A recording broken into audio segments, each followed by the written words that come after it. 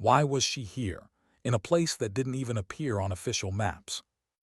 Commander Marcus Webb froze in the doorway, his pulse steady but sharp, the kind of rhythm only combat ever trained into you. The weapon maintenance bay was supposed to be off-limits to anyone without top-tier clearance. Yet there she was, a woman in civilian clothes, sleeves rolled just below the elbow, her hands working with a patience that bordered on reverence. She wasn't cleaning a weapon. She was performing a ritual. He watched as she polished the barrel of a Barrett .50 caliber rifle, each stroke deliberate, mechanical, and oddly graceful. A civilian shouldn't even know this room existed, let alone handle one of the most tightly controlled sniper systems in the U.S. arsenal. For a long moment, Webb said nothing. He wanted to see if she'd notice him, if she'd flinch, pause, show even a flicker of guilt. She didn't. "Ma'am," he finally said, his voice steady but commanding, "you're not authorized to handle that equipment." "I know," she replied quietly, eyes never leaving the rifle. Her tone wasn't defensive or dismissive, it was calm. Too calm. The kind of calm that doesn't come from ignorance, but experience. Something in his gut shifted. He stepped inside, boots echoing on the concrete floor, scanning the room for security breaches. There were none. No forced entry, no alarms. Just the hum of fluorescent lights and the faint, metallic scent of gun oil. "Then you need to step away from that weapon immediately," Webb said, "and tell me how you got inside this facility." "I walked in." He almost laughed, not because it was funny, but because the simplicity of her answer defied logic. Dam Neck was one of the most secure installations in the country. You didn't walk in. You got scanned, cleared, escorted, logged, and verified 10 different ways before even touching a secure door handle. And yet, here she was. The woman was in her early 30s, auburn hair tied back in a no-nonsense ponytail, wearing dark slacks and a white blouse. Not the uniform of a soldier, but her movements, they told another story. Smooth, deliberate, the kind of coordination born from years of muscle memory. Her fingers handled the disassembled Barrett with the precision of someone who had broken it down and rebuilt it hundreds of times before. Webb stepped closer. The distinctive components were unmistakable: the recalibrated bolt, the precision-tuned muzzle brake, the heavy stainless barrel. This wasn't just any weapon. This was a Barrett, a .50 caliber sniper system capable of eliminating a target more than 2 miles away. Every single unit was tracked like nuclear material. "How did you gain access to this weapon?" he demanded. She didn't look up. "Commander Webb," she said softly. He froze. He hadn't told her his name. And more importantly, she had no visible identification, no badge, no access credentials. "How do you know who I am?" "The same way I know this rifle hasn't been properly serviced in 8 months, she said, sliding the bolt forward to check the mechanism alignment. "And that you've been worried about that gap in the maintenance log." That hit him harder than any weapon could. He had been worried, quietly, off the record. But that information was buried deep under clearance layers, so restricted that even his direct subordinates couldn't access them. "You shouldn't know that," he said. She paused for the first time, setting the rifle down gently. Then, with a patience that felt rehearsed, she reached for the nearby computer terminal. "Check Terminal 7, she said. "Access code Delta 77 Alpha. Passwords your mother's maiden name followed by the year you graduated Bud S." Webb felt his pulse hammer in his throat. There were maybe 6 people alive who could possibly know those codes, and all of them were currently sitting inside the Pentagon. "That's impossible," he said quietly. "Check it." He hesitated only a moment before sitting at the terminal. He entered his credentials, then her code. The system accepted it instantly. A file opened. Barrett M82A1, serial 23847. Weapon status active. Deployment classified. User RDSATD. Service record 73 confirmed eliminations. Maximum engagement range, 3,247 meters. Next deployment classified. Webb stared at the screen, each line cutting deeper into his sense of control. That record wasn't supposed to exist. No sniper alive maintained that kind of precision over such distances. The longest confirmed kill in history was barely above that number, and it had taken perfect atmospheric conditions, advanced optics, and more luck than anyone wanted to admit. "This is insane," he muttered. "Not insane," the woman said without looking up, "just necessary." He turned to face her fully. "You expect me to believe you're the one behind this record?" "I don't expect belief, Commander," she said. "Only silence." There was something in her voice that didn't match her calm. Not arrogance, something deeper. Sadness, maybe, or exhaustion, the kind that comes from carrying too much for too long. Webb's training screamed at him to call security, but something about her presence stopped him. This wasn't a breach. This was something else. Something buried so far beneath classified operations that even he, a Navy SEAL commander, wasn't cleared to understand. He stepped closer, studying her eyes. Dark brown, steady and unflinching. He'd seen eyes like that before in war zones, in those rare soldiers who'd done impossible things and carried the weight of them in silence. "Who are you really?" She smiled faintly, still polishing the rifle. "Today, Jennifer Walsh, civilian contractor, precision equipment specialist. And tomorrow? Tomorrow, I'll be whoever needs to be behind this rifle when the shot has to be taken." The words settled between them like dust after an explosion, quiet, final, impossible to ignore. Webb folded his arms, torn between protocol and instinct. "There's an operation planned." "There's always an operation planned," she said softly. "Somewhere. Someone who shouldn't exist. Someone who has to disappear before they cause another embassy to burn, another convoy to vanish. That's the world you signed up to protect, Commander. You just don't always see who keeps it from falling apart." Her tone wasn't bitter, just factual.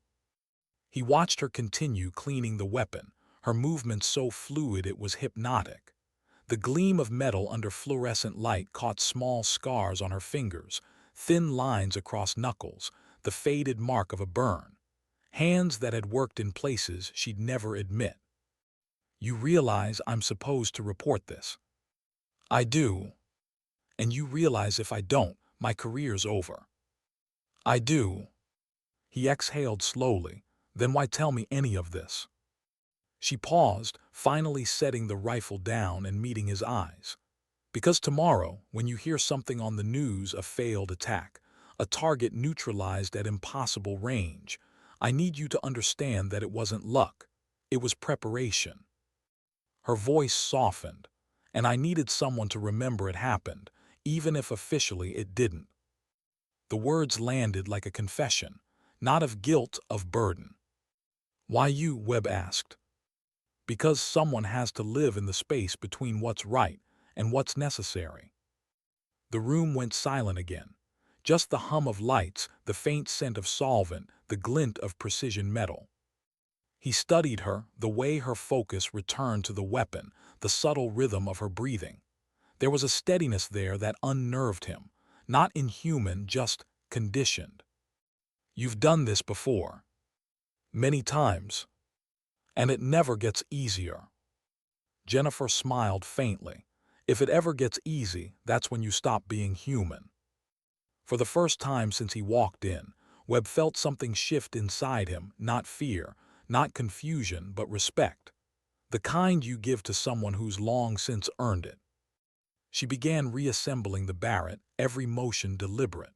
The sound of metal sliding into place was almost soothing. A strange calm filled the air, the quiet weight of inevitability. "You ever think about what it costs?" he asked quietly. Her hand stilled, "Every single day." There was a pause, long enough for both of them to feel the weight of what wasn't being said. Then she looked up again. "But questioning the cost doesn't change the need." Webb felt his throat tighten. The truth in her words was unshakable. He found himself wanting to ask more: who she'd lost, what lines she'd crossed, what ghosts followed her. But her expression said it all. Some stories weren't meant to be spoken aloud. She attached the scope, adjusted it by instinct, then leveled the rifle across the workbench. Perfect symmetry. "Will it be dangerous?" he asked. Her faint smile returned. "Commander, everything I do is dangerous. But this time," she trailed off, then shook her head. "Let's just say the margin for error is smaller than usual." The way she said it sent a chill through him. He wanted to believe he still held authority in this room. But deep down, he knew, whatever she represented, it was bigger than clearance codes or chain of command. Finally, Jennifer looked up, locking eyes with him once more. "You can help me if you want." "How?" "By pretending this never happened." He stared at her, torn between duty and instinct. "Authorization is paperwork, Commander," she added gently. "Capability is what saves lives." For a long moment, neither of them moved. The hum of the lights filled the silence, like background noise to a truth neither of them could escape. Then Webb nodded slowly. "You have both." Something flickered in her eyes, gratitude maybe, or relief, the kind only found in people who carry impossible missions alone. She closed the rifle's case, the latches snapping shut like the final beats of a sentence. Then she shouldered it with practiced ease. "Jennifer," Webb said quietly as she turned to leave, "make the shot count." Her expression softened, that quiet, haunting half-smile that spoke of endless unspoken stories. "Every shot counts, Commander. Tomorrow's just happens to count more than most." She disappeared through the security door as silently as she'd arrived. And Webb, standing in the hum of fluorescent light, realized he'd just spoken to a ghost that the world would never acknowledge. He turned back toward the terminal and stared at the glowing data one last time. 73 confirmed kills, 3,247 meters. Numbers that told a story no one would ever hear. He shut the terminal down and erased every trace of the session. But her voice lingered, quiet, calm, steady, like the echo of a rifle shot still traveling through distance and time. Because some people didn't need recognition. They only needed the rifle to be ready. The hum of the security door faded behind her, and for a moment there was only the sound of her boots echoing down the corridor. The Barrett case felt heavier than usual, though its weight had never bothered her before. Maybe it wasn't the rifle that was heavy this time. Maybe it was what it meant. Outside, the late Virginia evening carried the scent of salt and jet fuel. The base lights flickered across the tarmac like distant beacons, a reminder that everything here was built on precision and secrecy. She walked past rows of aircraft hangars, past men who didn't look at her twice, past checkpoints that should have stopped her but didn't. Because people like her weren't meant to exist on paper. Her clearance was fluid, built on operational loopholes and executive signatures no one questioned too closely. She was the answer to problems that couldn't be mentioned in classified briefings. The last resort before political collapse, before flags draped over coffins made the news cycle spin again. And tomorrow she would be that answer again. But tonight she allowed herself a breath. The car waiting for her was a nondescript government sedan, black and unremarkable. She set the case across the back seat, slid behind the wheel and watched the base recede in the rearview mirror as she drove through the dark. No radio, no sound, just her pulse, steady, methodical, trained. She told herself it wasn't nerves, but it was something close. At a red light just outside the perimeter, she caught her reflection in the mirror, calm eyes, neutral expression, face that could blend into any crowd. No one would know what those eyes had seen, what they'd measured, what they'd erased. The mission file in her glove compartment had arrived earlier that afternoon, hand-delivered, sealed, unsigned. She'd read it twice before destroying it. The name inside didn't matter. Names never did.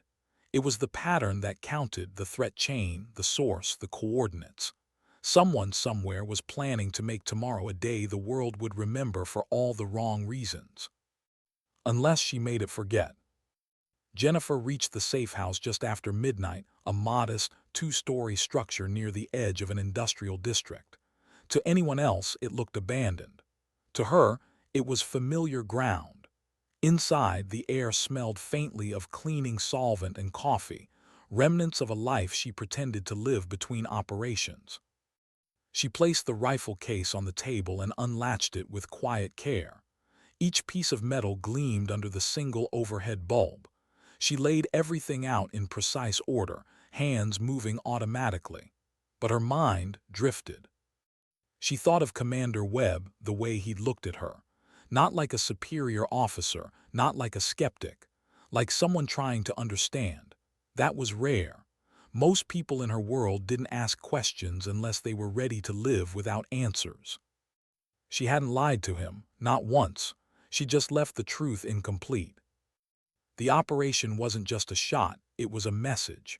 The kind that never reached the public but changed the course of conflicts. A political envoy turned rogue, funding channels that led to mercenaries planning something brutal. An embassy, families, innocent lives that didn't even know they were on borrowed time. The only way to stop it was distance, 3,200 meters of it. She checked the bolt assembly, calibrated the scope reticle, adjusted the trigger pull to exactly 2.8 pounds. Every motion carried memory, repetition forged by necessity. She once told herself that precision was a form of peace, that if she made every shot perfect, maybe the world would tilt a little less toward chaos. But perfection was a lie. There was always chaos waiting underneath. She sat on the edge of the table, hands still, eyes closed. For a moment, she wasn't the sniper, the ghost, the whisper behind diplomatic silence. She was just Jennifer, the daughter of a man who taught her to shoot tin cans off a fence when she was 9. The girl who joined the army because she thought serving meant purpose. He'd been proud of her back then, before the accident, before the headlines stopped mentioning his name. She never talked about it. Not to superiors, not to colleagues, not even to the ones who operated beside her in the field. The memory had turned into a ritual, something she carried quietly, just like the rifle. The past didn't ask for forgiveness. It only demanded focus. Her phone buzzed once. No ID, just coordinates, a single line of text. Wheels up 4:30. Insertion via Falcon 2. Target window 07120734. She stared at it for a long moment, then deleted the message. Another day, another place she'd never admit she'd been. When dawn broke, the horizon was pale blue, that fragile hour before the world wakes up. She loaded the Barrett into the transport case, slung her pack over one shoulder and stepped into the cool air. The extraction team didn't speak when she approached the hangar. They didn't salute. They didn't need to. Everyone here knew her type. The ones who didn't wear insignia, who didn't show up in deployment rosters, who answered to call signs that changed every few months. She boarded the C-17 quietly, found her corner seat near the cargo ramp and strapped in. Opposite her sat a team of operators, rough, scarred, focused. The kind of men who'd seen things they didn't talk about. One of them, a tall sergeant with a patch over his left arm, nodded to her. Recognition flickered between them, not from introductions, but from past ghosts. "Still running solo?" he asked. Jennifer smiled faintly. "You know me, I don't play well with others." He chuckled, "Still making impossible shots. Trying to make fewer of them." The engines roared to life, drowning further talk. As the aircraft lifted off, Jennifer felt that familiar shift, the transition from the known world into the one that existed only in shadows. Above the clouds, everything looked clean and silent. Down below, chaos was brewing. She opened her laptop, secure encrypted, and reviewed the operational satellite imagery. The target zone was mountainous terrain, remote, arid, and merciless. A convoy would arrive at dawn local time. Among the vehicles, a single individual whose death would stop a chain reaction before it began. Her mission parameters were clean. Single shot, confirmed impact, exfil within 15 minutes. But missions never stayed clean. The sergeant leaned across the aisle. "You ever think about stopping?" She looked at him. "Every time I pull the trigger." He nodded slowly, like he understood too well. "Doesn't stop you though, does it?" "No," she said quietly, "it never does." The flight continued in silence. Hours later, the C-17 touched down on a forward base carved into the desert. Heat shimmered off the tarmac. She stepped into the light, pulling her cap low as she adjusted to the glare. The mission coordinator, a wiry man in plain clothes and mirrored glasses, approached. "You're the shooter?" he asked. "Just the mechanic," she said. He gave her a look that said he didn't believe it, but he didn't press. People who dealt with her learned early that curiosity came with clearance loss. Inside the operations tent, the air was heavy with diesel and tension. Maps stretched across tables. Laptops hummed. Voices murmured in coded language. She tuned it all out, focusing only on what mattered: wind direction, elevation, humidity, distance. The math of survival. "Extraction point here," the coordinator said, pointing to a ravine 2 clicks from the Overwatch site. "Team will move at 7:45. You'll be on your own until then." Jennifer nodded. That wasn't new. Command wants confirmation on probability. She met his gaze, unblinking. 100%. He frowned. "That's not statistically possible." "It is when there's no alternative." She shouldered her pack and stepped out. By 400 she was on the move, terrain rough, wind dry, stars fatting above the ridgelines. Every step was deliberate, soundless, her breath sinking with movement. The Barrett's weight pressed into her shoulder, but it was familiar, almost comforting, like carrying an old truth. As dawn bled across the horizon, she reached her position. A natural rock formation, perfect for concealment. She unfolded the bipod, leveled the scope, and began the quiet routine that steadied her heart. The world shrank down to numbers and breath. Temperature 18 degrees C. Humidity 14%. Wind variable 3.2 ms westward. Distance 3,247 meters. Through the scope the world looked far away, silent, unreal. A convoy emerged from the valley road, sunlight glinting off armor plates. She adjusted her scope a fraction, exhaled slowly. Her heartbeat slowed. There the target. A single figure stepping from a vehicle, surrounded by guards, unaware that his name was the reason a woman half a world away hadn't slept in days. Her finger brushed the trigger, pressure precise, breath shallow. But something felt off. She paused, narrowing her eyes. There, a child, maybe 8 years old, emerging from the second vehicle, running toward one of the men with something clutched in his hands. A toy, maybe. The father bent down, laughed, and Jennifer froze. The crosshairs rested against a life that didn't yet understand what war meant. Her breath hitched, the moment stretched thin, fragile. She thought of her father again, the way he used to tell her that guns were tools, not solutions. That the hardest part of pulling a trigger wasn't the recoil, it was what followed after. Her finger eased off the trigger. Not yet, not like this. She waited, pulse steady, mind clear, letting the scene unfold. The child ran back toward the vehicle, stumbling, laughing. Then the door shut. The man, the target, turned, alone again. Jennifer inhaled once, deeply. Then the world fell silent. The recoil was clean, the sound barely more than a whisper across the mountains. Through the scope, she saw the target collapse before the echo even reached the valley floor. No panic, no chaos, just a moment erased. She exhaled slowly. And somewhere in that silence, she felt both the cost and the purpose of what she'd done. The shot echoed in her memory, long after the desert wind had swallowed the sound. Jennifer stayed prone for another full minute, eyes fixed through the scope, waiting for confirmation. No movement. The target was still. Her breathing steadied, returning to its precise rhythm, though her hands felt slightly heavier than before. That was always how it started, not with adrenaline, but with the slow descent back into being human again. She counted silently, giving the world time to catch up to what she had just done. Down in the valley, the convoy halted.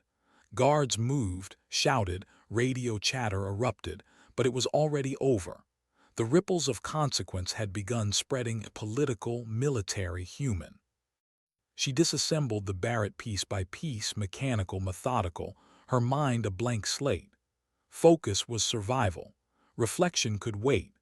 The desert around her shimmered under the rising sun, and every sound, every gust, every echo felt distant, like the world was holding its breath. When the rifle was packed away, she crawled backward through the rocks, disappearing from the ridge line like smoke fatting in the wind. Her extraction point was 2 kilometers northeast, through terrain that punished every step. By the time she reached the ravine, her uniform was coated in dust, her throat dry, her muscles steady. She waited in the shadow of a jagged outcrop, listening to the faint rumble of rotor blades in the distance. The helicopter appeared low against the morning haze, Falcon 2, right on time. She stepped into the open, waved once, and watched as it descended. The downwash kicked up a storm of sand and heat, whipping her hair across her face. As the side door slid open, 2 operators reached down to pull her aboard. No one spoke, they didn't need to. The team inside knew what the shot meant. They'd been close enough to feel the tremor of it, to know that somewhere in that valley, an entire operation had shifted course. The pilot lifted the bird in a steep climb, banking toward the horizon. Jennifer leaned her head against the window, watching the ground retreat beneath them. For a brief moment, she let herself feel the exhaustion, the weight pressing down on her chest. She didn't call it guilt. Guilt implied choice. This was duty. Duty that carried no applause, no medals, and no certainty of being right. One of the operators, the sergeant from the flight, passed her a canteen. "Clean work," he said quietly.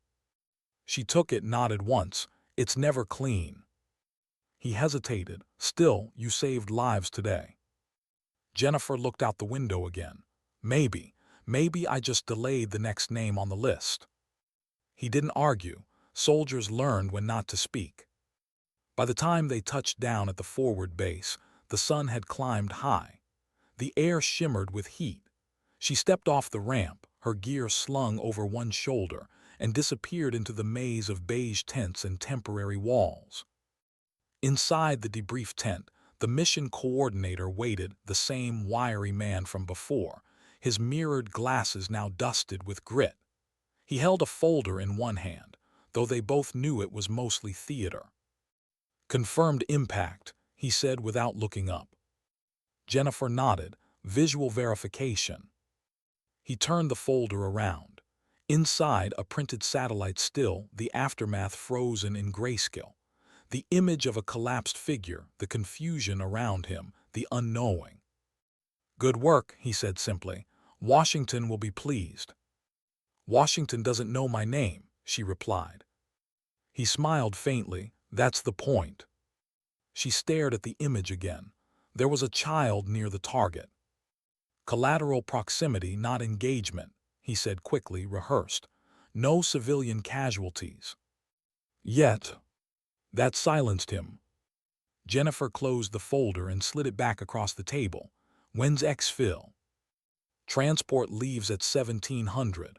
You'll be back in country by 2100. After that, you disappear." She nodded, turned to leave.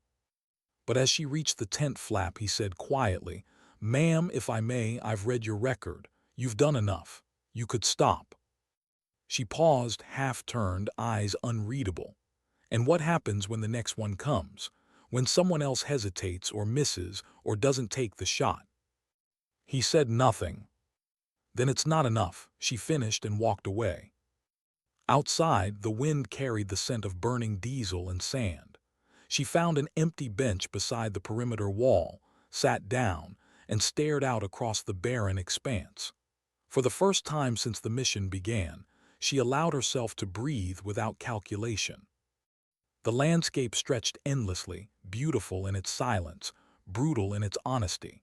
It reminded her of why she'd started this path in the first place, because silence was safer than orders, because some missions demanded someone who could live without applause. She reached into her pocket and pulled out a small, worn photograph, edges frayed, colors faded.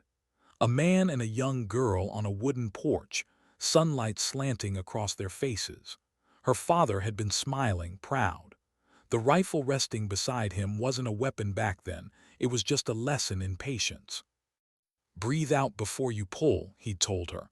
"Not after. You're not fighting the gun, you're working with it." She hadn't understood what that meant until much later. Now, every breath, every trigger press carried his voice somewhere behind it. She folded the photo and tucked it away again. By 1700, the transport plane was waiting. She boarded without looking back. The engines roared, and the desert fell away beneath her once more, small, silent, and distant. On board, she closed her eyes and let the rhythm of flight blur her thoughts. The hum of turbines was almost comforting. Each mission ended the same way, airborne limbo between one ghost story and the next. Somewhere over the Atlantic, she dreamed. She was standing on a cliff edge, the Barrett in her hands, her father's voice echoing faintly through the wind.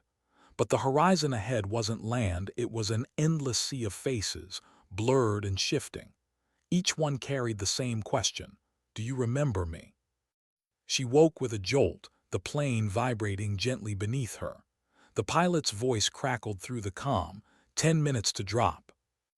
Jennifer sat upright, rubbed her face, and forced her mind back to clarity. Dreams were a luxury. Focus was oxygen. When they landed, the base lights were dim, and the world had already moved on. Somewhere, in some office far away, reports were being written. Politicians were spinning narratives. Journalists were speculating about coalition precision strikes. And none of them would ever know the truth. She exited the plane quietly, blending into the rhythm of night operations. A transport van waited near the hangar, a silent handoff, no conversation. She climbed in, the door slid shut, and within minutes they were gone. Back to Virginia, back to the quiet. It was past midnight when she finally reached her apartment, a minimalist space that looked more like a hotel room than a home. No pictures on the walls, no personal touches, just a small desk, a kettle, and the discipline of emptiness. She dropped her gear beside the door and stood there for a long moment, listening to the silence. No briefings, no orders, no applause. Just her heartbeat, steady but distant. She moved to the window, pulled the blinds halfway, and looked out over the sleeping city. Lights flickered across rooftops, reflections in glass. To most people it was peace. To her it was fragile illusion, one bad decision away from chaos. She whispered softly, almost to herself, "You're safe tonight." Then she set the Barrett case against the wall, unlatched it, and ran a cloth across the metal surface, habit, ritual, necessity. The rifle gleamed under the soft lamplight, immaculate. Not a tool of destruction now, but of order. Yet as she wiped the barrel, her hand trembled slightly, just once, barely noticeable. She closed her eyes. Don't think, don't feel, just breathe.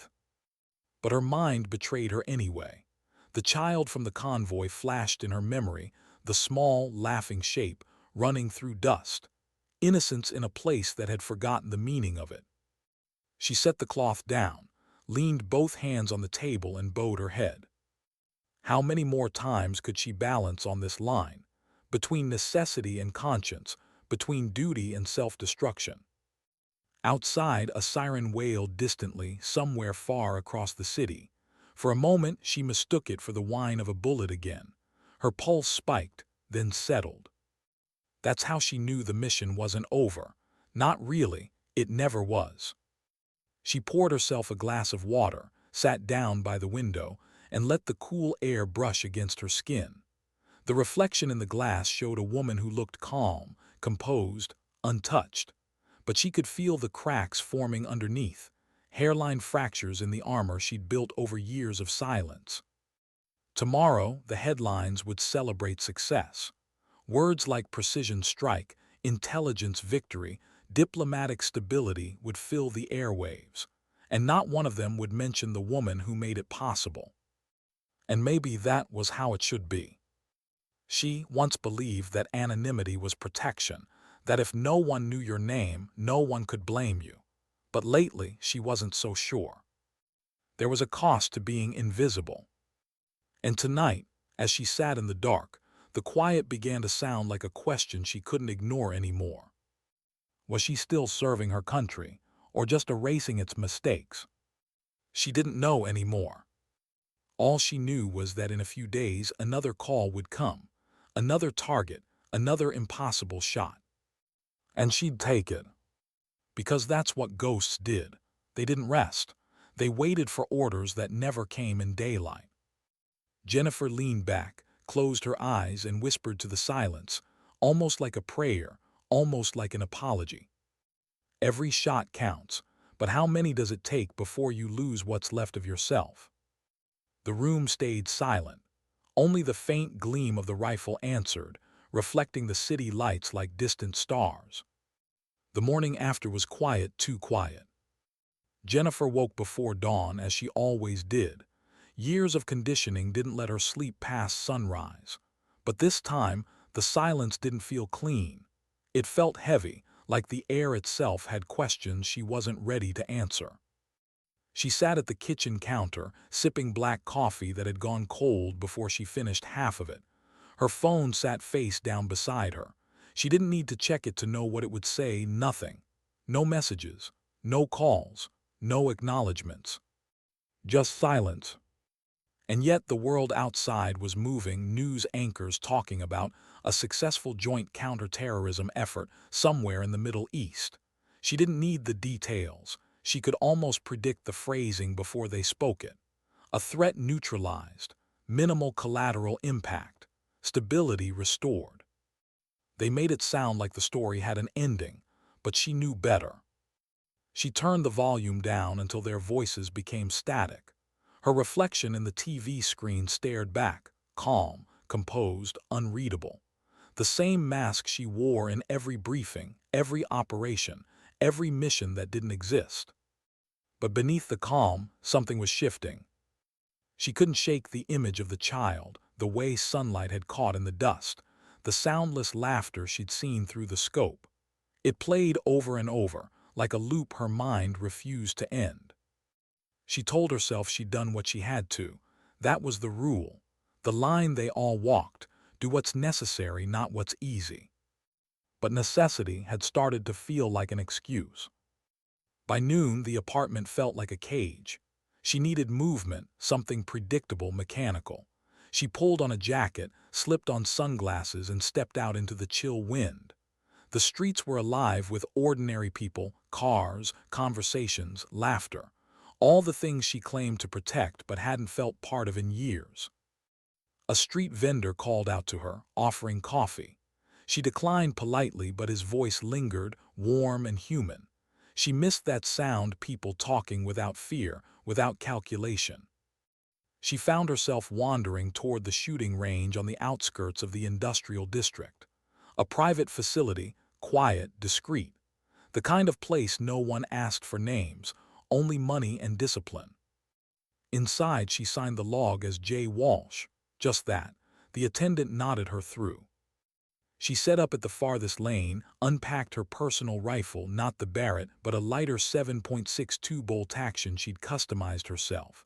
Civilian model, civilian optics. Legal. Harmless almost. The moment she gripped the stock, her heartbeat slowed. Breath steadied. The world narrowed again to focus and stillness. The first shot cracked through the silence. The second followed half a breath later. Each impact struck the paper cleanly, center mass, perfect spacing. But it didn't bring peace. It never did anymore. She lowered the weapon and stared at the target through the glass. Every hole looked like an answer to a question she hadn't asked yet. "Your grouping's good," a voice said behind her. She turned. Marcus Webb stood a few feet away, civilian clothes, hands in his pockets, expression unreadable. For a long moment, neither spoke. "How did you find me?" she asked finally. "Didn't," he said. "Just followed the trail of silence you left behind." She studied him. He looked different, older maybe, or just tired. There was something in his eyes that hadn't been there in the maintenance bay, a kind of reluctant understanding. "I erased all access logs," she said quietly. "I know," he replied. "I helped you do it." She raised an eyebrow. "That's a career-ending move." He shrugged. "Wasn't much of a career to protect if I couldn't live with myself." Jennifer set the rifle down on the counter. "You shouldn't be here." "Neither should you." They stood in silence again, the air thick with unspoken truths. "I saw the reports," he said finally. "They're calling it a coordinated strike, 3 countries claiming credit." "Then the system's working," she said. He stepped closer. "It's working for who?" She didn't answer. "You did it, didn't you?" She met his gaze, and for a heartbeat there was no secrecy between them. Just 2 soldiers, one visible, one ghost. "I did what was required," she said simply. "And it cost you something." Her eyes flicked away. "Everything worth keeping costs something." Webb exhaled, rubbed a hand over his face. "You know, when I first saw you, I thought you were just breaking protocol. I didn't realize you were carrying the weight of half the world's unspoken wars." "Wars don't stop because we look away," she said. He studied her for a moment. "And when do you stop?" She didn't hesitate. "When someone better can take the shot." "That's not an answer." "It's the only one I have." He leaned on the counter beside her rifle, eyes fixed on the paper target downrange. "You ever think about missing?" She looked at him sharply. "Not the shot," he clarified. "Missing life, the part that isn't mission reports or classified clearances." Jennifer's gaze softened slightly. "I used to, but the longer you stay in the shadows, the less you miss the light." "That sounds like surrender." "No," she said, "that's adaptation." He let the silence stretch. Finally, he asked quietly, "Why did you let me see you that day? You could have hidden everything. You wanted me to know." She didn't deny it. "Because I needed someone who'd understand without needing proof." Webb's jaw tightened. "You picked the wrong man for that." "No," she said softly. "I picked the one who'd keep my secret." He looked at her for a long time, long enough for both of them to feel the gravity of what she was saying. There were things between them now that could never be undone, a shared secret that bound them tighter than any chain of command.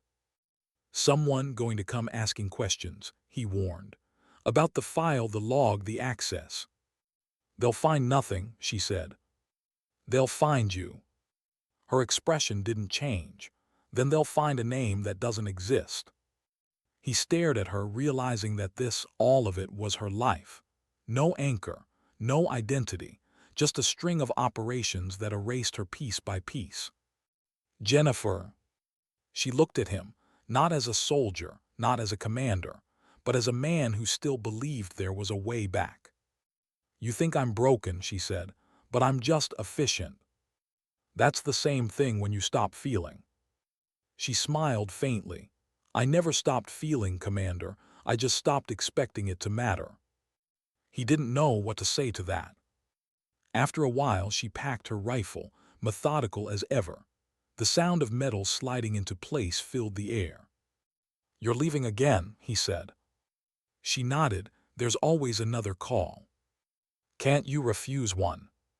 Can you stop breathing?" He exhaled through his nose, frustrated. "You don't have to carry all this alone." Her voice was soft but certain. "Someone has to." When she walked past him, he caught the faintest trace of gun oil and perfume, the scent of a life balanced between worlds. At the door, she stopped. "Marcus," she said quietly. He looked up.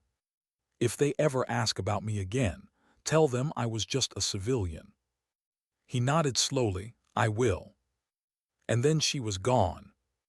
The range fell silent again, the echoes of her shots still whispering through the lanes. Webb stood there, staring at the target she'd left behind. The grouping was perfect, but in the dead center, one round had missed by an inch. He smiled faintly, maybe intentionally. Outside, Jennifer walked into the fading afternoon light. She blended with the crowd, just another face, another life. But every step carried the weight of what she couldn't forget. Back in her apartment that night, the silence returned, heavier than before. She poured a glass of water, sat at the edge of her bed, and let her mind replay Webb's words. "You don't have to carry it alone." Maybe not, but could anyone else? She picked up the worn photograph again, her father's smile, the light in his eyes, the piece of a time when life was simple. He'd always told her that purpose was found in what you were willing to lose. She'd lost everything except purpose. But lately, even that was starting to blur. A vibration pulled her from her thoughts, her secure phone, blinking with a single encrypted message. Priority tasking, immediate, coordinates attached. No signature, no sender, just the next ghost waiting to be erased. She stared at it for a long moment. Then slowly, she powered the phone off and set it face down on the table. Her pulse stayed steady, but her mind didn't. For the first time in years, she hesitated. She wasn't afraid. She was just tired, the kind of tired that doesn't come from sleep deprivation, but from living too long without an ending. Her reflection in the window looked back, calm, precise, unreadable. The reflection of a woman who'd made peace with being unseen. But deep inside, a question had started to whisper, quiet, persistent, dangerous. What if being unseen wasn't survival anymore, but surrender? The city outside glowed in amber light. The world kept spinning, indifferent. And Jennifer Walsh sat in the stillness, holding that question like a loaded trigger, knowing that one day, maybe soon, she'd have to answer it. The phone stayed on the table, long after the screen went dark. Jennifer stared at it in the quiet half-light of her apartment, the hum of the city bleeding faintly through the glass.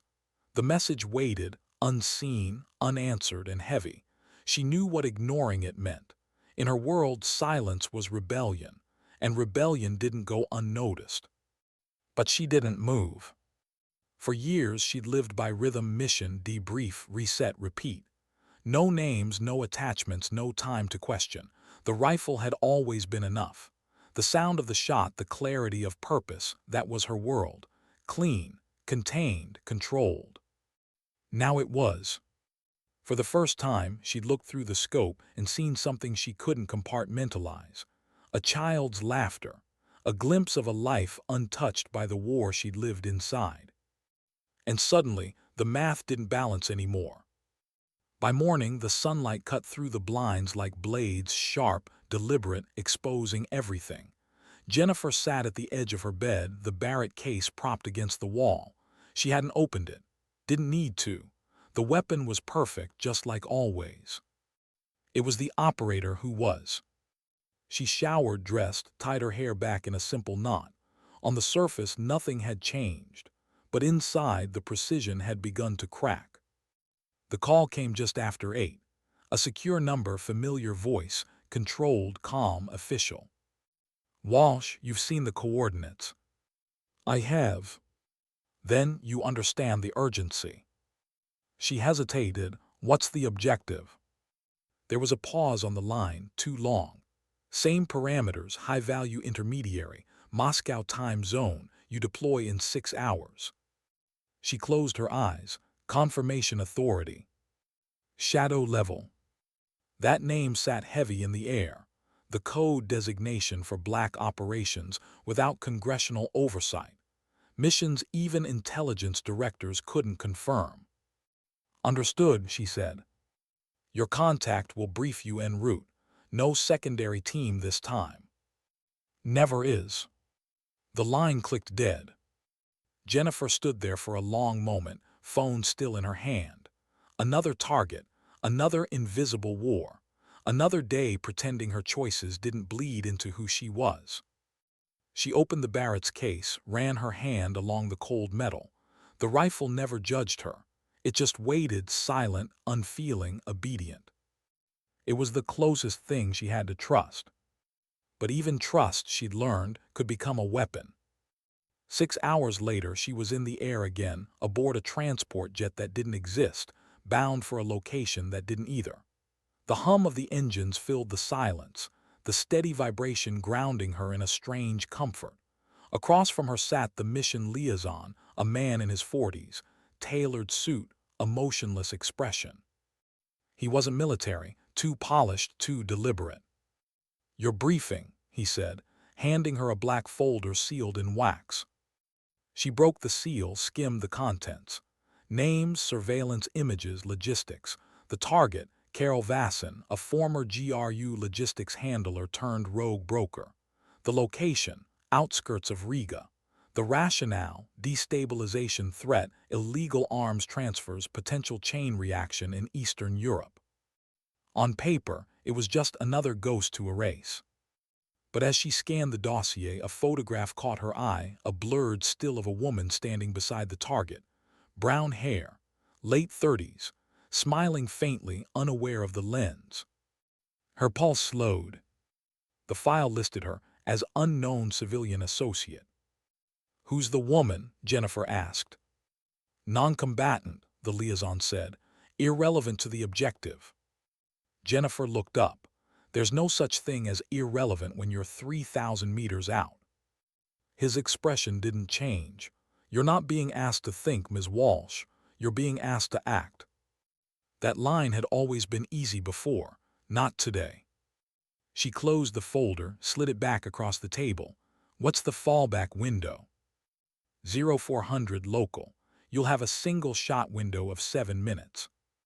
And extraction. South Harbor, 2 clicks, standard protocol. Contingencies. Don't miss. He said it without irony, without weight. Just instruction, cold, measured, efficient. Jennifer nodded once, then leaned back, eyes closed, as the plane continued east. But sleep didn't come. The image of the woman lingered behind her eyelids, blurred, fragile, real. The world she lived in didn't allow names for collateral. It just called them acceptable. And somewhere deep down, she wasn't sure she accepted that anymore. They landed on a private airstrip under cloud cover. Cold Baltic wind cut across the tarmac as she stepped out, coat drawn tight around her. A black SUV waited. The driver didn't speak, another faceless piece of the system. By midnight, she was overlooking the outskirts of Riga from a frozen hillside. The city lights shimmered faintly through the mist, reflected in patches of ice. She set up her rifle, methodical as ever. Scope aligned, bipod stable, rangefinder calibrated. Distance 3,018 meters. Wind 5.6 ms northeast. Barometric pressure steady. She checked her watch, 0354. 6 minutes to window. Through the scope, the target appeared, emerging from a warehouse door, coat collar high, briefcase in hand. Routine movement, predictable. Then the woman appeared beside him. Jennifer froze. The same one from the photo, laughing at something he said, brushing snow from his sleeve. Human, ordinary. She felt the rifle's trigger cold against her finger. The crosshairs aligned perfectly over the man's chest. She inhaled, exhaled, calculations complete, wind accounted, everything perfect. Except her. The woman leaned and kissed the man's cheek. The scope blurred slightly. Jennifer blinked hard, steadying her vision, but the damage was done. Her hand trembled just once. She whispered under her breath, "What are you doing, Jen?" Her voice disappeared into the snow. The comms crackled faintly in her earpiece. The liaison's voice, calm, detached. "Confirm visual." She hesitated, confirmed. "Execute." The world held still. 3 seconds stretched into forever. Her finger hovered over the trigger. Every instinct screamed, not tactical, not trained. Human. Then the liaison again. Repeat, execute. She exhaled, long and quiet. The kind of breath you take before you walk away from who you used to be. Negative, she said softly. Static, then silence. She disengaged the rifle's safety, lifted her eye from the scope, and pulled back from the ridge. If anyone was listening, that single refusal had just rewritten her existence. She packed the Barrett quickly, moving through muscle memory. Wind howled across the hilltop, masking her footsteps as she slipped into the darkness. By the time the agents reached the overwatch point 20 minutes later, she was gone. No tracks, no heat signature, nothing but an empty casing, one she deliberately left behind, polished clean. A message, not of defiance, of choice. By dawn, she was across the border, moving through backroads and freight routes she'd memorized years ago, the ones no official map acknowledged. Her phone buzzed once, faint vibration against her thigh. She ignored it, another, then another. Finally, she took it out, looked at the screen. Authorization revoked, pursuit active. She laughed softly without humor. That didn't take long. She tossed the device into a frozen stream and kept walking. The world around her was silent, gray, endless. She didn't know where she was going, only that she couldn't go back. For the first time in years, there was no mission file, no coordinates, no objective. Only choice. And that was the most dangerous thing of all. Meanwhile, halfway across the world, Commander Marcus Webb sat in his office, reading a report that didn't make sense. Unauthorized cancellation of shadow-level directive. Operative status, compromised. Pursuit team engaged. He read the lines twice, then again his gut tightened. Jennifer, he whispered. He knew what that meant. She'd done the one thing their world didn't forgive. She'd said no. He stood, grabbed his coat, and walked straight past his deputy. Cancel my meetings. Sir. Now. He was already out the door. By the second night, Jennifer reached a safe house near the Polish border, one she'd established years ago, for reasons she couldn't remember anymore. She lit a single lamp, peeled off her gloves, and stared at her reflection in the dusty window. Her eyes looked different now, not empty, not cold, alive. The silence didn't scare her anymore. It just felt real. She took out her father's photo again, smoothing the worn edges with her thumb. You were right, she murmured. There's a difference between surviving and living. Her voice cracked slightly on the last word. The Barrett lay open on the table beside her, disassembled, harmless. For the first time in her life, she wasn't preparing it for someone else's orders. She was deciding what to do with it herself. A knock echoed at the door, soft, deliberate. Her pulse spiked. 3 taps, paused, 2 more. A signal she hadn't heard since her earliest operations. She drew her sidearm, moved silently toward the door, and whispered, "Identify." A pause, then a familiar voice. "Don't shoot, Jennifer, it's Webb." Her hand faltered. When she opened the door, he stood there, coat dusted with snow, eyes searching hers. "Are you out of your mind?" he said, stepping inside. "I thought you'd say thank you," she replied. "For what? Becoming a target of your own agency. For not pulling the trigger." He stared at her, incredulous. "Do you have any idea what you've done?" She met his gaze evenly. "For the first time, yes." He paced, frustrated. "They'll hunt you, you know that. They'll bury this and you with it." She shrugged. "Let them try. This isn't a joke, Jen. You've crossed a line that doesn't exist on paper." "Exactly," she said softly. "It's about time someone did." Webb exhaled, rubbing his forehead. "You could have called me. I didn't want you implicated." "Too late." Their eyes met again, 2 soldiers on opposite sides of the same silence. "What happens now?" he asked quietly. Jennifer looked down at the Barrett on the table, then back at him. "Now," she said, "now we find out what freedom really costs."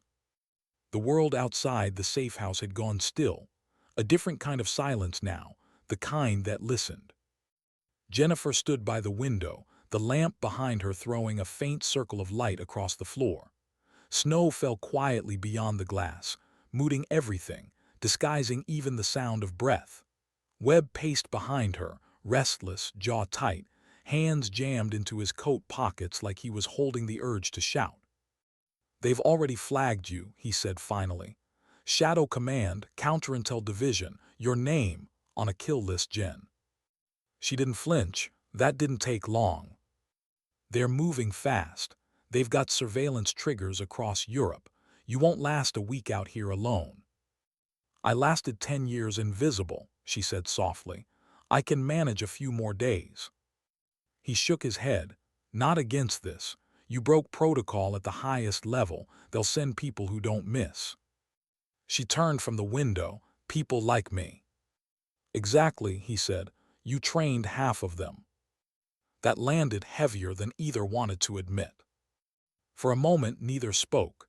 The fire crackled faintly in the small iron stove. Webb removed his gloves and crouched beside it, rubbing his hands together. He looked tired, older, but not from age. From everything he'd seen. From everything he'd chosen not to report. "I could have stayed out of it," he said quietly. "But when the notice came across my terminal, Operative Walsh compromised. I knew it wasn't true.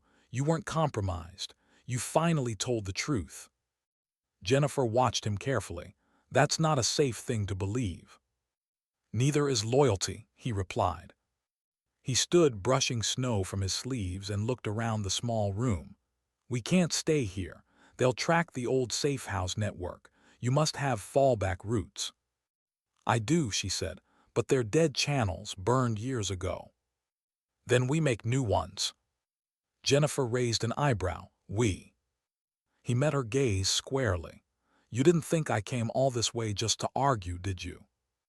There was something in his tone, quiet, unshakable, that caught her off guard.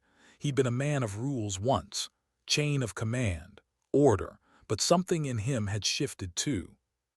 "Marcus," she said slowly, "if you help me, they'll come after you too." He smiled faintly. "They already are. The second I accessed your erased file, I crossed that line." She studied him, the lines around his eyes, the weariness in his shoulders. Not pity, respect, shared damage. "All right," she said, "then we move before dawn."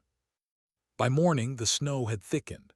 They left the safe house before sunrise, following a narrow logging road through the forest. The Barrett case rested across Jennifer's back, disguised under a worn tarp. Webb carried a pack with supplies, water, compressed rations, an encrypted radio he'd modified himself. They didn't speak much. The cold bit at their faces, and the rhythm of movement filled the silence between them. Every step crunched softly against frozen ground. After an hour, Webb asked, "Where are we going?" "There's an airfield near Krakow, off book. I know a pilot who owes me." "Will he still owe you when he finds out who's after us?" Jennifer gave a half-smile. "He'll decide after he gets paid." The forest opened into a clearing, where the remnants of an old communication tower leaned against the horizon. Jennifer paused, scanning the tree line.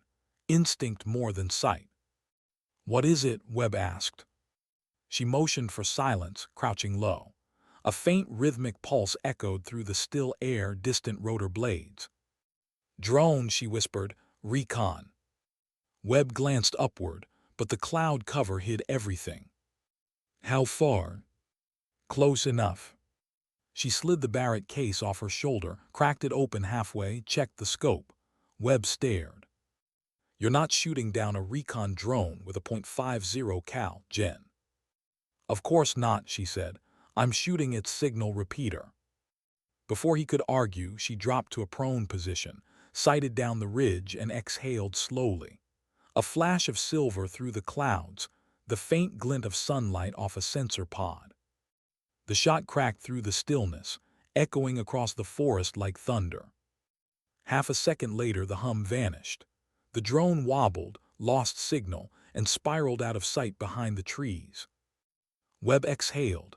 You just told them exactly where we are. She stood, slinging the rifle back over her shoulder. They already knew. They moved again, faster now. By afternoon, they reached the outskirts of a small village, half abandoned, smoke curling from a few chimneys. Jennifer led them to an old barn behind a boarded-up farmhouse. Inside, it smelled of hay and rusted iron. "We rest here," she said. Webb dropped his pack and sat against a wooden beam. "You always this calm while being hunted." "Calm is the difference between survival and a headline," she said, unwrapping a ration bar. He chuckled softly. "I used to tell my recruits something similar." "What changed?" He looked at her for a moment. "I met someone who reminded me that survival isn't the same as living." She met his eyes. "You mean me?" He didn't answer, but the silence was enough. For a while, they sat in quiet understanding. The kind of silence that didn't feel empty. The kind that existed between people who had already risked everything. Then Webb spoke again. "When you didn't take the shot, was it hesitation or choice?" Jennifer stared at the floorboards. "What's the difference?" "Intent," he said. "One's doubt, the other's conscience." She considered that, her expression unreadable. "I think it was both." He nodded slowly. "That's what makes you dangerous to them. You started thinking." "Maybe I should have stopped." "No," he said firmly. "That's what makes you human." Her eyes flicked to him, surprised by the conviction in his voice. "Humanity gets people killed," she said quietly. "Maybe," Webb replied, "but it's the only thing worth dying for." His words lingered in the air. Jennifer looked away first. "You sound like my father." "Smart man, then." "He died believing the system still had honor." "And you do." She shook her head. "Honor's just a cleaner word for justification. They teach you it's about courage, but sometimes it's just obedience dressed up nice." Webb leaned back against the wall, thinking. "Maybe, but obedience never made me follow you into a frozen forest." Jennifer smiled faintly. "That's because you're terrible at following orders." "Guess I learned from the best." They both laughed quietly, the first real sound of warmth between them. For a moment, the danger felt far away. But it was. Just after dusk, Webb's radio crackled, faint static breaking the calm. He froze, turned the dial, listening. A voice came through, distorted but clear enough. "Tracking confirmed. Polish border, 2 signatures." Jennifer's eyes met his. "They found us." He was already on his feet. "We move now." She packed the rifle in seconds, movements crisp and silent. Webb doused the fire and kicked snow over the embers. Within minutes, they were gone, 2 shadows slipping back into the trees. Behind them, less than half an hour later, a convoy of black vehicles rolled quietly into the village. Men in unmarked uniforms stepped out, scanning with infrared scopes. One of them knelt beside the barn, found a single spent shell casing near the door. He turned it over in his gloved hand, then looked toward the forest. "They're running," he said. "Then let's hunt." By the second night, Jennifer and Webb had covered nearly 40 kilometers on foot. Exhaustion clung to every movement, but neither complained. The cold gnawed at their fingers, their lungs burned from the air. Near midnight, they reached a ridge overlooking a frozen river. The moonlight glinted off the ice like broken glass. "We can cross there," she said, nodding toward the shallow bend. Webb hesitated. "You sure it's solid?" "No," she said, "but it's quiet." They descended the slope carefully, moving along the bank until the trees thinned. The first crack of ice echoed under their boots, a sharp, warning sound. "Keep moving," she whispered. They were halfway across when headlights flared through the trees behind them, distant, growing. "Go," she hissed. They ran, boots slipping on the frozen surface. The ice groaned beneath them, spiderweb fractures spreading like veins of light. Webb's foot punched through near the far side. He gasped as freezing water splashed up his leg. Jennifer turned, grabbed his arm, hauled him forward with sudden strength. Together they reached the opposite bank just as the first drone light swept the river. They dropped behind a snow-covered embankment, breath ragged, hearts pounding. Webb shivered violently, his leg soaked to the knee. That was close. Too close, she said, scanning the tree line. The searchlights passed overhead, moving further downriver. He looked at her through the darkness. Why are you still helping me? She frowned. What do you mean? I mean you could have ditched me back there, saved yourself. Jennifer met his gaze, voice low. Because once someone didn't ditch me. He didn't ask who, he didn't need to. They stayed there until the night went silent again. The only sound was their breathing, slow, visible in the cold air. When they finally moved, it was hand in hand, steady, deliberate, not out of fear but trust. By dawn, they found shelter in an old railway tunnel long abandoned to ice and time. Inside, the air was still, the sound of wind faint outside. Webb started a small fire near the wall, hands shaking from cold. Jennifer removed her gloves, reaching for his soaked pant leg. He flinched. I'm fine. You're freezing. Occupational hazard. She tore a strip from her undershirt, pressed it around his leg, her touch firm, precise. For a long moment, their eyes met, closer than before, the flicker of the fire catching the scar across her knuckles. You saved my life, he murmured. She smiled faintly. You'd have done the same. Maybe, he said, but not that cleanly. For the first time in a long time, she allowed herself to relax, just a fraction. The walls of duty and discipline loosened enough to let something human slip through. You know, he said quietly, I used to think the system couldn't survive without people like you. But maybe it's people like you who remind it what survival's supposed to mean. Jennifer stared into the fire. Survival's just another mission. I want something more. What? She hesitated. Redemption. The word lingered between them, fragile and heavy all at once. He looked at her, really looked at her, and for the first time he didn't see a ghost. He saw someone trying to find her way back to life. Outside, the first light of dawn reached across the snow, cutting through the cold.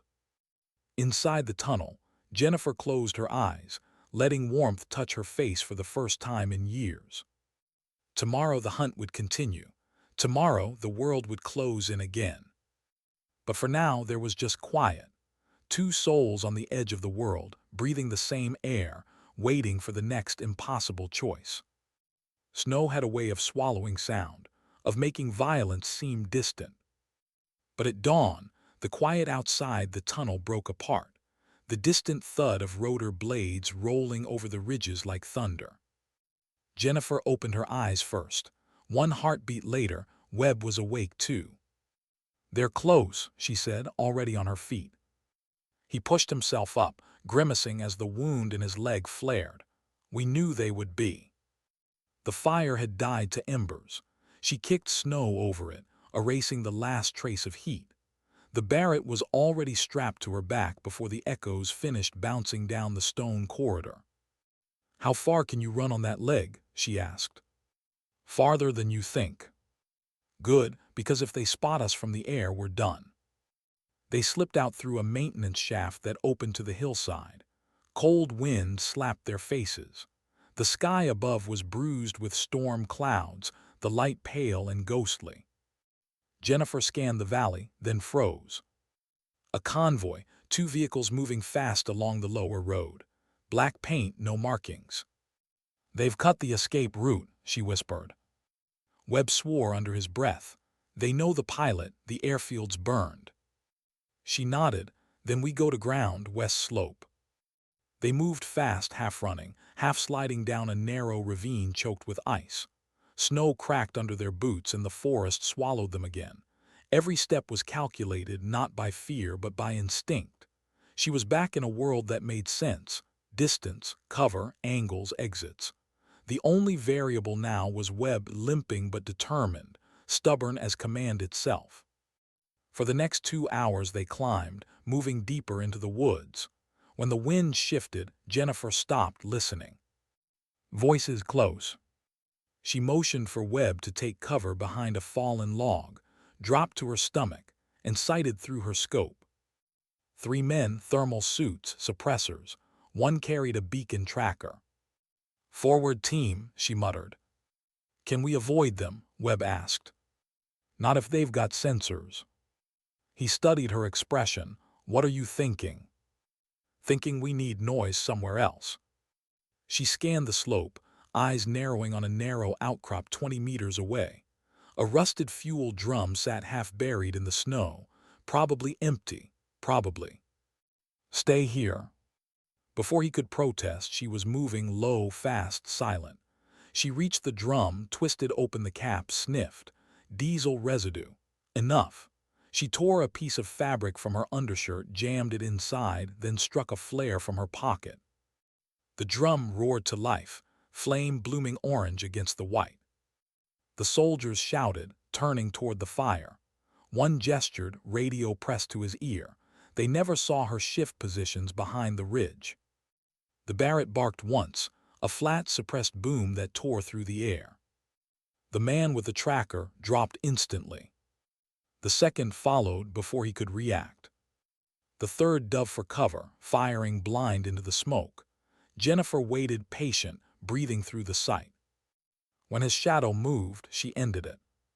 Silence again, just the crackle of burning diesel. Webb climbed down toward her, breathing hard. "You didn't have to." "Yes, I did," she said, cutting him off. "If they'd marked our location, more would have followed." He looked at the bodies, the precision of it all. "You don't miss." "Not when I can see what I'm saving." Her tone was steady, but her hands shook slightly when she reloaded. Not from cold, from what it still meant to take a life, even now. "Come on," she said. "We move before the signal dies." By late afternoon, they reached the edge of a frozen lake, wide, shimmering, deceptive. Jennifer stopped, scanning the horizon. Across the ice stood an old watchtower, skeletal against the gray sky. "That's our relay," she said. "Military communications line from the Cold War, still powered by independent grid." "You're planning to use it?" Webb asked. "To send a message." "To who?" "Whoever's still listening for truth." He gave her a long look. "That's not a plan, that's hope." "Same thing right now." They started across. The ice moaned under their boots, each step a gamble. The wind whipped flakes across their faces, cutting visibility. Halfway across, the first bullet hit the ice near Webb's boot, sharp, ringing. "Sniper!" she shouted. They dove behind a cracked pressure ridge. Another shot followed, ricocheting off the ice in a shower of shards. Webb gritted his teeth. "They've got overwatch on the ridge line." "Not for long." She unstrapped the Barrett, slid prone, and sighted through the scope. Her breath steadied, every heartbeat measured. She could feel Webb watching her, that eerie calm she slipped into when the world narrowed to one trigger pull. She found the glint, upper ridge near the pine cluster, wind direction 10 degrees cross. Distance estimate 1,100 meters. "Easy." The rifle kicked once. "Silence." "Clear," she said. They moved again, fast, until the base of the tower loomed above them. The structure groaned under wind but still stood solid. Inside, dust and old equipment lined the walls, relics of forgotten wars. Jennifer found the generator first, coaxing it to life with a spark from Webb's lighter. Old lights flickered on, bathing the room in dim amber. She located the transmitter, a bulky, outdated radio console, and began adjusting frequencies. Webb stood guard by the door. "Who are you calling?" he asked again. "Someone who still believes in the oath more than the orders." After a few minutes, a voice broke through the static. "Walsh, that you?" Jennifer froze. "Identify," she said. "Major Torres, NSA liaison off-record channel. Jesus, Jen, what the hell, we thought you were dead. Close enough, she said. I need a secure drop, non-traceable, data and safe transport for one additional asset. Asset.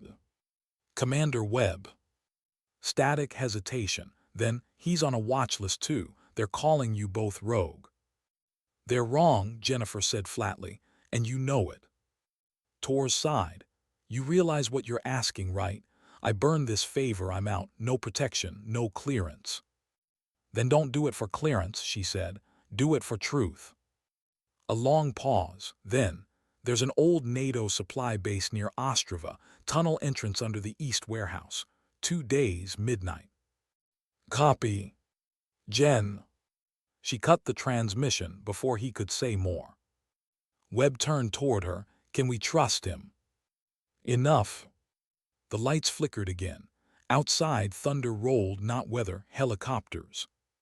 Time to move, she said. They slipped out through a maintenance hatch just as searchlights swept the lake. The storm finally broke, sleet and snow hammering down, disguising their trail. That night they camped in the ruins of an old church on a hillside. The roof was gone, the walls half collapsed, but the altar still stood. Webb found 2 candles in his pack, lit them against the dark. Jennifer sat nearby, cleaning the Barrett in silence. You ever pray? He asked quietly. She looked up, expression unreadable. Not since the day I learned God doesn't file after-action reports. He smiled faintly. Maybe he doesn't need to. Maybe he already knows the mission outcomes. She shook her head. If he does, he's got a dark sense of humor. The wind howled through the broken rafters. Webb leaned back against the wall.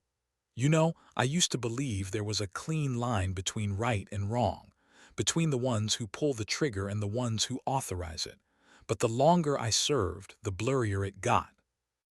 Jennifer reassembled the rifle, each click echoing softly. There's no line, she said. Just circles. You think you're protecting something pure, but you end up orbiting the same gravity you tried to escape.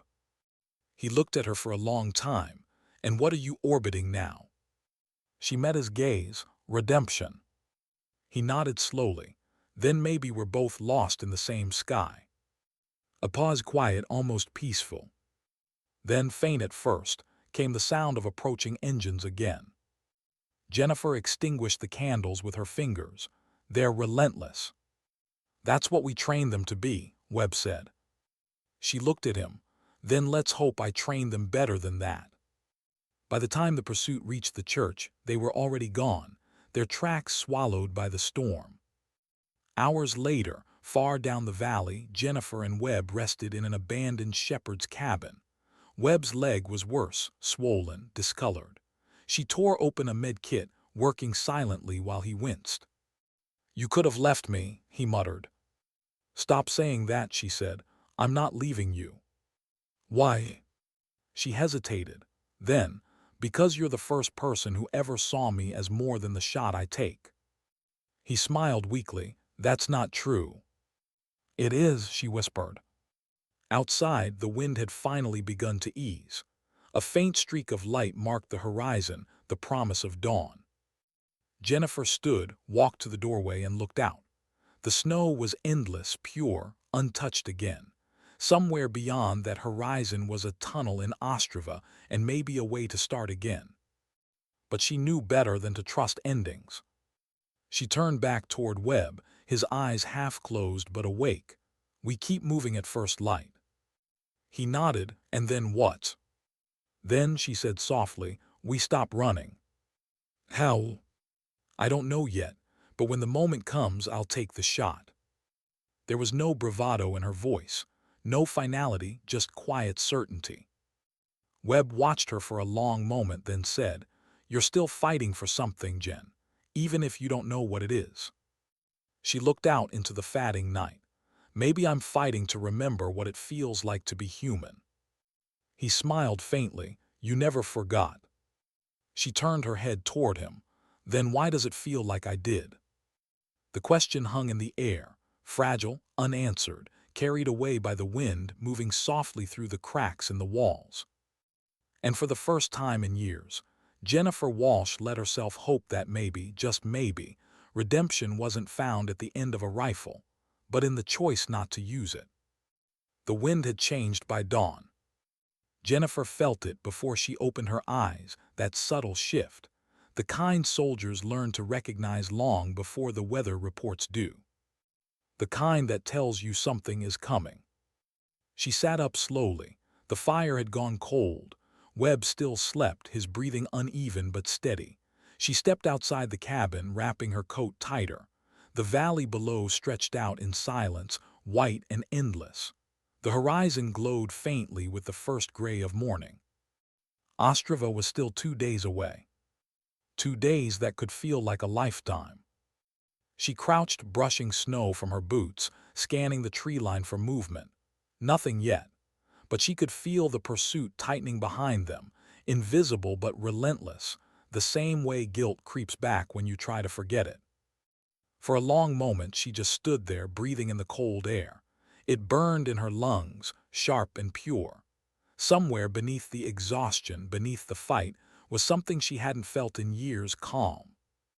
When she went back inside, Webb was already awake, sitting up with effort. "Anything?" he asked. "Not yet." He studied her face. "You didn't sleep." She shrugged. "Didn't need to." He tried to stand, wincing as pain shot through his leg. She reached out without thinking, steadying him. "You shouldn't push it. And you shouldn't still be carrying me," he said with a faint smile. She helped him to the table. "We move after an hour, eat something." He tore open a ration pack, chewing absently. "I keep thinking," he said between bites, "about all the missions we followed without question. Every name, every order. How many of them were just?" He trailed off, searching for the word. "Convenient," Jennifer finished for him. He nodded. "Yeah, convenient for someone else's version of the truth." She sat across from him. "When you're in the field, truth doesn't matter, only orders. You learn that fast." "And what did you learn slower?" She looked at him. "That orders don't absolve you, they just delay the guilt." The silence that followed was heavy, not awkward, just honest. The kind of silence you only share with someone who's seen too much of the same darkness. Finally, Webb said quietly, "When this is over, if we make it, what then?" Jennifer didn't answer right away. She stared out the window at the endless white. "I don't know," she said softly. "Maybe we stop running, maybe we start living." They left before the sun was high. The road wound through old industrial ruins, crumbling concrete, twisted metal, echoes of a world that had survived too many wars. Jennifer moved ahead, scanning every angle. Webb followed slower, leaning on a makeshift walking stick. By midday, the snow turned to sleet. Their clothes soaked through, the cold biting deep, but neither complained. There was something steady in their silence now, not desperation, but resolve. They stopped only once, under the shelter of an old bridge. Jennifer checked her bearings, using the old compass embedded in her watch. "Ostrava's 8 kilometers east," she said. "We'll reach the tunnels by nightfall." Webb nodded, catching his breath. "And Tors?" "He'll be there. If he isn't, we improvise." "You always improvise." "It's the only thing I was never trained for," she said, smiling faintly. He laughed quietly. "You'd have made a terrible bureaucrat." "Thank God for that." They moved again, cutting across the frozen fields. The city appeared slowly, faint smokestacks in the distance, gray outlines against gray sky. Civilization, or something like it. Jennifer's pace quickened. Hope had a strange way of lending strength, even when your body was near collapse. But hope, like everything else in her life, came with a cost. At dusk, they reached the outskirts, abandoned factories and shattered windows. She led Webb through the narrow alleys until they reached the east warehouse. It stood half-collapsed. Snow gathered inside through the broken roof. "This is it," she said. They found the tunnel entrance under a steel hatch near the back. Jennifer forced it open. the rust grinding loud enough to make them both flinch. She peered down into the darkness. A faint hum echoed below, the power still alive somewhere deep in the old grid. "After you," Webb said. She shook her head. "You first, you're the one with the limp." He grinned, "Still giving orders, Commander." "Someone has to." They climbed down the metal ladder into the tunnel, a long corridor lined with cables and pipes. The air was stale, the light dim. Jennifer's boots splashed in shallow water as they moved forward. After 50 meters, they reached a large chamber. Old NATO markings covered the walls. In the center stood a terminal, flickering weakly with life. Jennifer approached it carefully, brushing away the dust. "This must be the drop point Torres mentioned," she said. She plugged in the drive she'd carried since Riga, encrypted, evidence of the mission she refused to complete, data that proved the target was never a threat. It was the kind of proof that could unravel everything. Webb leaned against the wall, breathing heavily. "If you send that, they'll never stop chasing you." "They're already chasing me," she said. "At least this way it means something." She typed the access codes. The screen blinked, asking for confirmation. "Transmit data, YN." She hesitated. Once she pressed that key, there was no turning back. Then she heard it, footsteps echoing through the tunnel behind them. She turned, gun raised. Webb's voice was low. "They found us." Shadows moved in the distance, 3, maybe 4 figures, flashlights cutting through the dark. "Go," she said. "Not without you." "I'll cover you, get to the far exit." "No chance." The first shot hit the wall beside them, sending sparks across the concrete. Jennifer returned fire, clean, controlled bursts. One of the lights went dark. She ducked behind the console, reloaded. Webb fired beside her with his sidearm, grimacing through the pain in his leg. More voices, more footsteps. "They're flanking," she said. "I can slow them down." She looked at him sharply. "Don't you dare." He met her eyes. "If one of us doesn't, neither of us makes it out." "Marcus." "Jennifer." His tone was steady now, almost calm. "You finish what you started." Another burst of gunfire echoed down the corridor. He smiled faintly. "You said you wanted to stop running. Maybe this is how." She shook her head. "No, not like this." But it was already too late. He stepped out from cover, firing into the darkness, controlled, precise, drawing their attention. The tunnel lit with muzzle flashes. Jennifer shouted his name, but his voice was lost in the noise. She turned back to the console. Her fingers hovered over the key one last time. Then she pressed it. Transmission complete. The data upload icon blinked once, then disappeared. The sound of gunfire faded, replaced by footsteps closer now. She grabbed the Barrett, chambered the final round, and crouched beside the console. Webb lay near the far wall, motionless. Her chest tightened. The first soldier appeared at the end of the tunnel, flashlight sweeping across the room. Jennifer waited, breath shallow. When he stepped into view, she fired. The recoil slammed into her shoulder, the echo shaking the walls. The man dropped instantly. But there were more, always more. She fired again, once, twice, until the chamber clicked empty. Then silence. She crouched low, eyes fixed on the dark entrance. Her breath came in shallow bursts, adrenaline still burning through her veins. But no one came. Only the faint hum of the console remained, steady and indifferent. Jennifer lowered the rifle slowly, then crawled toward Webb. His eyes were half open, unfocused, but alive. "You did it," he whispered. She nodded. "We did it." He smiled faintly, his hand trembling as it reached for hers. "Guess this is what redemption looks like." She squeezed his hand gently. "It's what it feels like." He chuckled weakly. "Feels quiet." "It's supposed to." He closed his eyes. "Promise me something." "Anything." "Don't disappear again." She swallowed hard. "I'll try." His hand went still in hers. Jennifer sat there for a long time, staring at nothing, just the flicker of light on the console, the sound of wind seeping through the cracks above. Then she stood. Her movements were slow, deliberate. She picked up the Barrett, slung it over her shoulder, and walked toward the tunnel exit.